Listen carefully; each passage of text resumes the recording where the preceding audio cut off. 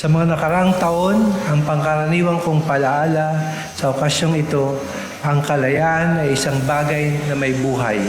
Binigyang diin ni Supreme Court Chief Justice Alexander Rismundo sa ika-128 anibersaryo ng kalayaan ng Pilipinas ngayong araw ang pagpuksa sa korupsyon at pandarambong. Ito anya ay isang mahalagang bahagi ng pagkamit ng ganap na kalayaan.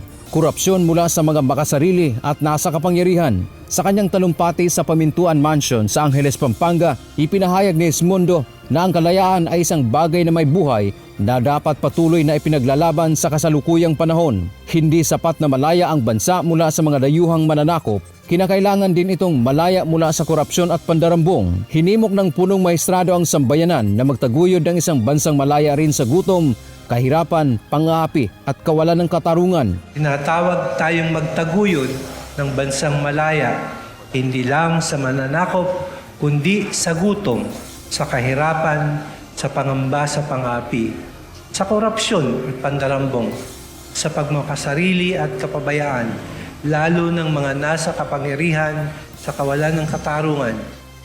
Tungkulin nating sumagot sa tawag na ito dahil kaakibat ng mga karapatan at kalayaang tinatamasa natin ngayon ang ating pananagutan bilang mamamayang Pilipino.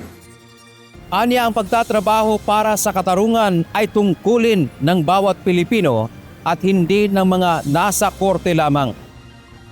Iginiit niya ang prinsipyo na ang bayang tunay na malaya ay makatarungan. Inanunsyo din ng punong maestrado na ito na ang huling pagkakataong nakiisa siya sa pagdiriwang ng Araw ng Kalayaan bilang pinuno ng Hudikatura dahil nakatakda na siyang magretiro sa darating na Disyembre. Pero para sa akin, hindi rin pangkaraniwan ang pagdiriwang na ito.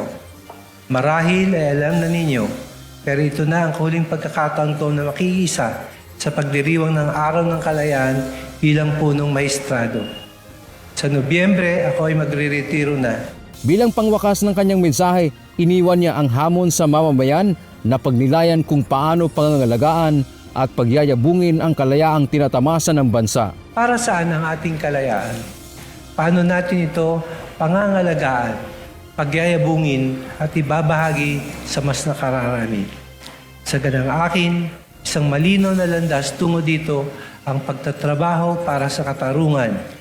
At gusto kong linawin na trabaho ito hindi lamang ng mga maestrado, huwes at abogado.